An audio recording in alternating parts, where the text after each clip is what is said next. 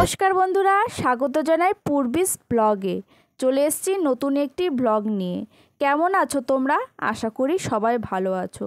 ঠাকুরের কৃপায় আমরা সকলেই ভালো আছি। আমরা সকলেই সুখ, সমৃদ্ধি, শান্তি এগুলো কামনা করি। আর আজকে আমি এইসব কিছু টিপস নিয়ে তোমাদের সাথে আলোচনা করব। কিভাবে সংসারে পজিটিভ চিন্তাভাবনা সরিয়ে সুখ, সমৃদ্ধি, শান্তি আনা যায়। আমার প্রথম টিপসটি হলো, যে কাজটি এখন আমি করছি। প্রত্যেকটা গৃহস্থ পরিবারে যারা আমরা হাউসওয়াইফ আছি তাদেরকে সকালবেলা বাসি জামাকাপড় ছেড়ে আগে ঠাকুরকে জাগানো, তারপর স্নান সেরে ঠাকুরকে পুজো দেওয়া। ছোটোবেলা থেকে দেখেছি মা ঠাকুমারা কীভাবে নিষ্ঠার সহিত পুজো করতেন, আমাদেরকে শিখিয়েছে, আমরা করেছি, এখনও করে চলেছি। আর আমাদের উচিত যে আমাদের যে নেক্সট জেনারেশন আছে তাদেরকে শেখানো ঠাকুরের উপরে কিভাবে ভক্তি আনতে হয়, ঠাকুরকে যেন অবহেলা না করে, ঠাকুরের সাথে যেন নিজেকে মিশিয়ে নিতে পারে। আমার 2 নম্বর টিপসটি হলো, সকালবেলা বা দিনের বেলা যতগুলি জানলা আছে ঘরের সবকটাকে খুলে দিন। তার ফলে কি হবে, বাইরে যে প্রাকৃতিক হাওয়া বা বাতাস আছে ঘরে খেলবে। এতে কি হয়, ঘরে একটা গ্যাসে পরিণত হয়, বদ্ধ ঘরে দরজা জানলা বন্ধ থাকলে সেটা বেরিয়ে যাবে। আর সম্ভব হলে বাইরের যে দরজা সেটাকেও খুলে রাখুন কিছুক্ষণের জন্য। যেসব বাড়িতে দরজা জানলা খোলা থাকে, আলো বাতাস ঢোকে, সেসব বাড়িতে কিন্তু ড্যামনেস তৈরি হয় না। এতে আমাদের মাইন্ডটাও খুব ফ্রেশ থাকে আর ঘুমটাও কিন্তু ভালো হয়।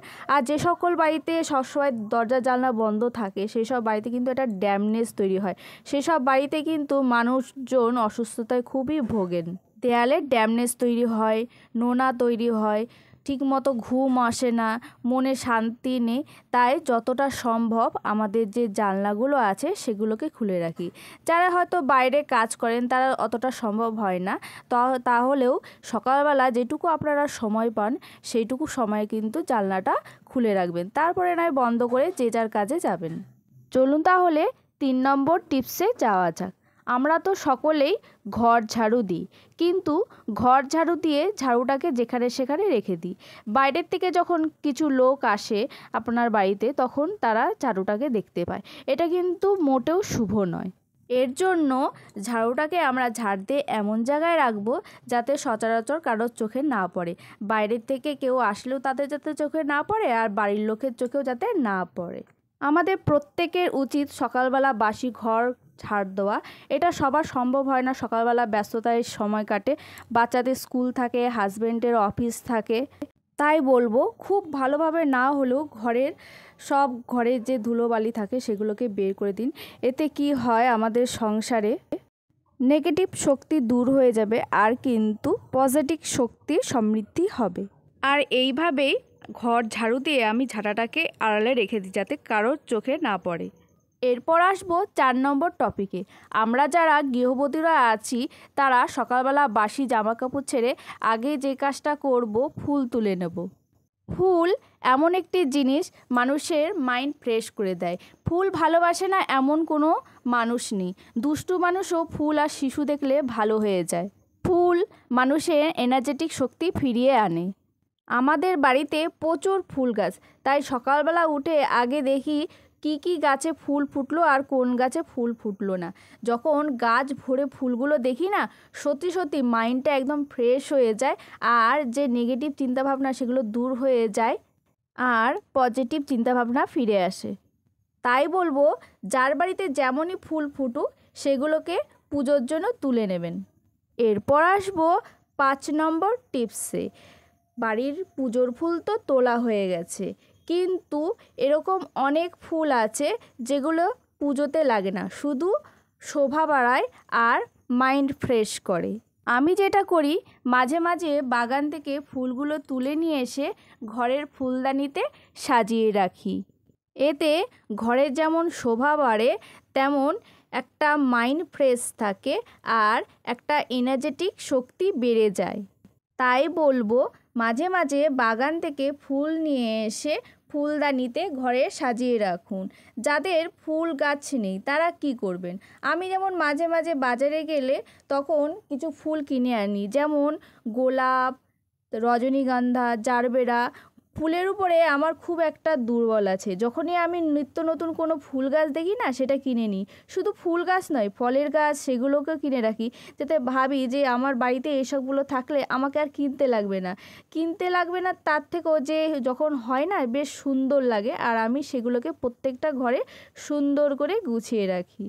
এরপর আসবো যে টিপস নিয়ে, সেটা খুবই গুরুত্বপূর্ণ।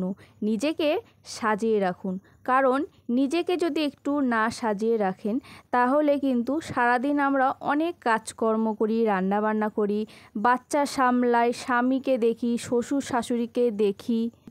তাই বলবো, সকালবেলা উঠে বাসি জামা কাপড় ছেড়ে চুলটা আঁচড়ে নেবেন।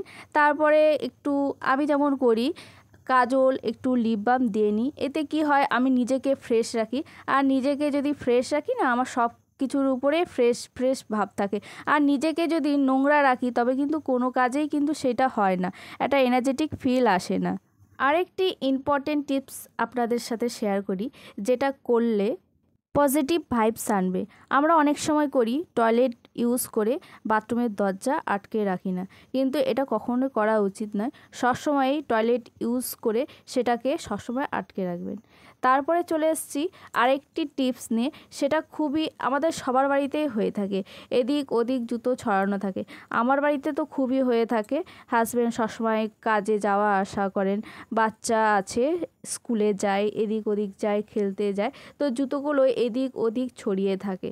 এটা কিন্তু মোটেও সংসারের প্রতি শুভনীয় নয়। অনেক সময় আমরা শুভ কাজের সময় বেরোই, আর জুতোগুলো যদি আমরা এদিক ওদিক ছড়ানো দেখি, তাহলে কিন্তু সেই কাজটাও শুভ হয় না। এর জন্য ডোরের পাশে আমি একটা শু র্যাক রেখেছি, এখানে সুন্দর করে জুতোগুলো আমি সাজিয়ে রাখি। আর শুগুলো, যেগুলো স্কুলের কেডস হয় বাচ্চার, তারপরে হচ্ছে পাম শু হয়, সেগুলো কিন্তু সবসময় আমি র্যাকের উপরে রাখি। কারণ হচ্ছে অনেক সময় ব্যাঙ বা এই যে চেলা টেলাগুলো হয়, বিছা টিছা হয়, সেগুলো কিন্তু এর মধ্যে ঢুকে থাকে। তাই সবসময় এই জায়গাটাকে পরিষ্কার করে পরিচ্ছন্ন করে রাখা হয়। এরপর আসবো আরেকটি টিপস নিয়ে, এটা খুবই গুরুত্বপূর্ণ। যারা একাকিত্বে ভোগেন বা ডিপ্রেশনে ভোগেন, তাদের জীবনে শান্তি থাকে না, তারা কিন্তু কিছু পোষ্য পুষতে পারেন, যেমন হাঁস, মুরগি, ছাগল, গরু। যাদের জায়গা সম্ভবত হয় না বা তাদের কাজকর্ম ক্ষেত্রে হয় না, তারা কিন্তু ছোট ছোট জিনিসগুলো পুষতে পারেন, যেমন বার্ডস, তারপরে হচ্ছে অ্যাকোরিয়াম ফিশ। সেগুলোকে খাওয়ান, পরিচর্যা করুন, দেখবেন যারা একাকিত্ব বা ডিপ্রেশনে ভুগছেন, তারা কিন্তু এর থেকে অনেক রেহাই পাবেন, মাইন্ড ফ্রেশ হবে, এনার্জেটিক শক্তি আসবে। তো বাড়িতে পশু রাখা কিন্তু খুবই জরুরি বা ভালো। তো আমার বাড়িতে দেখতেই পাচ্ছ কি রয়েছে, এদেরকে আমি সকালবেলা উঠে খাওয়ানো দাওয়ানো, ওদের কি লাগবে না লাগবে সেগুলো কিন্তু আমি দেখি। ওদেরকে যে শুধু দিচ্ছি তাই নয়, ওরাও কিন্তু আমাকে অনেক কিছু দেয়। সেটা হচ্ছে ওদের যে প্রোটিন, যে আন্ডা, সেটা আমাকে দেয়, সেটা আমার বাচ্চাকে খাওয়াই। সেটা বাইরের যে ভেজাল ডিম, এখন তো শুনেছি কত রকম ভেজাল জিনিস বেরিয়েছে, তো সেখান থেকে রেহাই পেতে আমার বাচ্চাকে সুস্থ রাখতে ওদেরকে কিন্তু খুবই জরুরি। আর আমার বাচ্চাও কিন্তু ওদের সাথে খুবই খেলে, বাচ্চার মাইন্ড ফ্রেশ করার জন্য কিন্তু ওদেরকে খুবই রাখা জরুরি। তারপরে রয়েছে দেখো কিছু ফিশ আমার অ্যাকোরিয়ামে। তো দুঃখজনকভাবে বলছি, আমার মনটা একটু খারাপ আছে। তো কিছুদিন আগে হয়েছে, কতগুলো আমার গোল্ড ফিশ ছিল অনেকগুলো, সেগুলো মারা যায়। তো এই যে ছোট ছোট মাছগুলো রয়েছে, দেখুন এত সুন্দর, এদেরকে দেখলে তো এমনি মাইন্ড ফ্রেশ হয়ে যায়, এনার্জেটিক শক্তি এমনি বেড়ে যায়, যে নেগেটিভ শক্তি এমনি দূর হয়ে যাবে। তাই বলছি যে কিছু পোষ্য বাড়িতে অবশ্যই রাখুন, তাতে আপনার মন, বাচ্চা সবই ভালো থাকবে, সব কিছু সুস্থ থাকবে। তারপরে রয়েছে এই যে কিছু ডগস, ক্যাটস যেগুলো রয়েছে বাড়িতে আসে, তো ওদেরকেও আমি কিন্তু মাঝে মাঝে খাবার দিই। যেগুলো ওয়েস্টেজ থাকে সেগুলো দিয়ে দিতে পারেন, ফেলে দেবেন না। ডাস্টবিনে অনেকে আছে ডাস্টবিনে ফেলে দেন, সেগুলো ফেলে দেবেন না, এদেরকে দেবেন, এদেরকে খেতে দেবেন। তো যেহেতু আমার বাড়িতে পোষ্য আছে, মুরগি আছে, তো ওদেরকে আমি দিই। আর মাঝে মাঝে এই ক্যাটসগুলো আছে, তাদেরকেও আমি দিই। আরেকটা জিনিস লক্ষ্য করবেন, যে আপনি যদি কুকুর ভালোবাসেন বা বিড়াল ভালোবাসেন, তারাই কিন্তু আপনার কাছে আসবে। আর আপনি যদি দুধছাই করবেন, তারা কিন্তু আপনাকে দেখলেই ভয়ে দূর হয়ে যাবে। তাই তাদেরকে একটু ভালোবাসুন। এরপর তোমাদের সাথে আরেকটি টিপস শেয়ার করব, সেটা হচ্ছে সন্ধেবেলা যখন সূর্যাস্ত চলে যায় তখন আমরা প্রত্যেকের বাড়িতেই ধূপধুনো জ্বালাই, প্রদীপ জ্বালাই। আর তার সাথে আরেকটি কাজ করব, ঘরের যে আমাদের লাইটসগুলো আছে সেগুলোকে সবকটাকে অন করে দেবো। এতে কিন্তু বেশ পজিটিভ ভাইব কাজ করে, বাড়িটা বেশ আলোকিত হয়ে যায় আর মনে কিন্তু একটু শান্তি, বেশ ভালো লাগে। এর জন্য আমি প্রত্যেকটা ঘরে, বাইরে, উপরে সব জায়গায় লাইটগুলো জ্বালিয়ে দিই। বেশিক্ষণের জন্য নয়, ওই ধরুন 15-20 মিনিটের জন্য, কারণ বেশি ইলেকট্রিক অপচয় করাও উচিত নয়। যেটুকু আমার লাগবে সেটুকুই করা উচিত। এরপর সব লাইটসগুলো অফ করে দিই 15-20 মিনিট পরে। তারপরে যখন যেটুকু কাজে লাগে তারপরে সেইটুকুই জ্বালাই। এর সাথে আরেকটি কথাও বলবো, ছোটোবেলার থেকে দেখে এসেছি মা ঠাকুমাকে এসব কাজগুলো করতে, তাই আমরা করব। পরের যে জেনারেশন তাদেরকেও শেখাবো। বাইরে সন্ধ্যাবেলা যাতে বাইরে খুব গুরুত্বপূর্ণ কাজ না থাকলে তারা যাতে বাইরে না থাকে, সন্ধ্যাবেলা বা ঘরে ফিরে আসে। আজকে যে টিপসগুলো তোমাদের সাথে শেয়ার করলাম বা পরবর্তী আরও টিপস শেয়ার করব, তোমাদের কেমন লাগলো বা লাগছে অবশ্যই কমেন্ট করে জানাবে। আর যদি ভালো লাগে তবে অবশ্যই একটি লাইক দেবে। আর চ্যানেলটিকে যারা নতুন দেখছো তারা অবশ্যই সাবস্ক্রাইব করে দেবে, তাতে আমার নতুন যে ইউটিউব জার্নিটা সেটা সাকসেসফুল হবে। এটি হলো আমার লাস্ট টিপস, সেটা হচ্ছে ফ্যামিলি মেম্বারদের সাথে সময় কাটান, তাদের সাথে বন্ডিং তৈরি করুন। সে যে কোনো যার সাথেই হোক, বাচ্চা হোক, হাজব্যান্ড হোক, শ্বশুর শাশুড়ি হোক বা ফ্যামিলি অন্য যেসব মেম্বার আছে তাদের সাথেই হোক।